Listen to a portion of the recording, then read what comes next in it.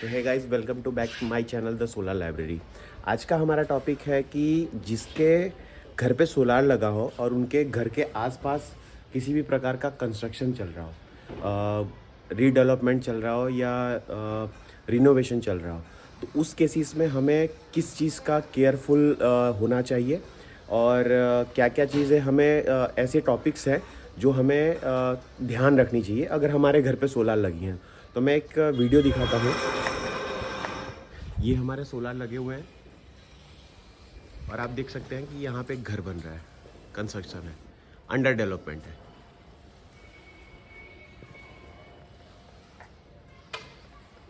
यहाँ पे poly crystalline system कुछ 15 पैनल के आसपास लगी है। तो आप लोग देख सकते हैं, ये कस्टमर से हमने बात किया तो इन्होंने बताया कि हमने स्प्रिंकलर भी लगा रखा है और मैनुअल क्लीनिंग भी करते हैं। तो इस केसेस में आपको दो टॉपिक को खास ध्यान रखना है। स्प्रिंकलर से काम नहीं चलेगा क्योंकि स्प्रिंकलर एक सिर्फ पानी छिड़कने का एक इजी जरिया है। इसके अलावा स्प्रिंकलर आपके पैनल को क्लीन नहीं कर सकता। आप लोग देख सकते हैं कि रेगुलर बेसिस पे यहाँ पे मैनुअल प्रोफेशनल क्लीनिंग होता है। इसकी वजह से यहाँ पे किसी भी प्रकार का सीमेंट का लेयर नहीं जमा है, देख सकते हैं।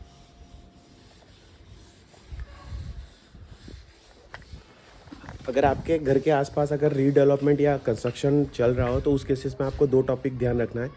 या तो आपके पैनल को रेगुलर बेसिस पे सोलार पैनल को क्लीन करते रहना है, मतलब एक एक वीक के ड्यूरेशन में।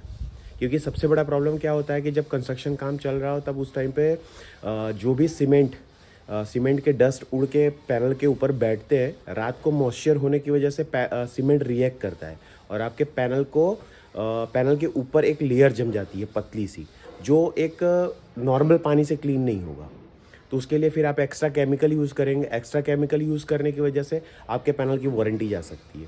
तो उस केसेस में आपको दो चीज़ का ध्यान रखना है, या तो रेगुलर बेसिस पे वाटर क्लीनिंग करें, मैनुअल प्रोफेशनल क्लीनिंग करें, या तो फिर आप कुछ दिन के लिए अगर आपके लिए पॉसिबिलिटीज़ है कि आप आपके पैनल को इंस्टॉल करवा के कुछ दिन के लिए वाइंड अप करके रख दें और जब भी ये कंस्ट्रक्शन काम ख़त्म हो जाए तब आप वापस से रीइंस्टॉल करा लें। अगर आप ये नहीं कर सकते तो आप रेगुलर बेसिस पे पैनल क्लीनिंग करें। अदरवाइज़ आपके पैनल के ऊपर एक लेयर जम जाएगी जिसकी वजह से आपकी पैनल प्रोडक्शन नहीं दे पाएगी। जितना आपने एक्सपेक्टेशंस किया था, आपने इन्वेस्टमेंट किया था, आपने सोलार पैनल को लगा कर आपने बिजली बना के अपने बिजली बिल को बचाने के लिए, तो उस केसेस में आपका थोड़ा सा लॉस हो सकता है। और शायद ऐसा भी हो सकता है कि वो लेयर परमानेंट जम जाए और जिसकी वजह से आप वो चीज़ कभी क्लीन ना हो और आप अपने सोलर पैनल की इन्वेस्टमेंट का डेड इन्वेस्टमेंट समझिए। तो उस केसेस में आपको ये सारे टॉपिक्स को ध्यान रखना है। और बाकी दूसरा ऑप्शन जो मैंने बताया वो यही दो ऑप्शन है। इसके अलावा कोई एक्स्ट्रा ऑप्शन नहीं है कि हम भाई चलने दो, जैसा चल रहा है हम एक्स्ट्रा केमिकल डाल के पैनल को क्लीन कर लेंगे, हमारी पैनल क्लीन हो जाएगी। बट ये चीज़ कभी भी पॉसिबल नहीं है। एक्स्ट्रा केमिकल यूज़ करने की वजह से शायद ऐसा भी हो सकता है कि पैनल के ऊपर रिएक्ट कर जाए।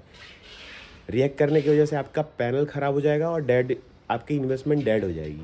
तो ऐसे ही इस चीज़ का दो ऑप्शन है, तो उस चीज़ को कवर करने के लिए ये चीज़ किया जा सकता है। बहुत लोगों को मैंने देखा है कि लोग क्या करते हैं कि आगे पीछे अगर कलर काम चल रहा है या डेवलपमेंट चल रहा है तो उस केसेस में लोग क्या करते हैं कि उसके ऊपर ग्रीन चादर डाल देंगे।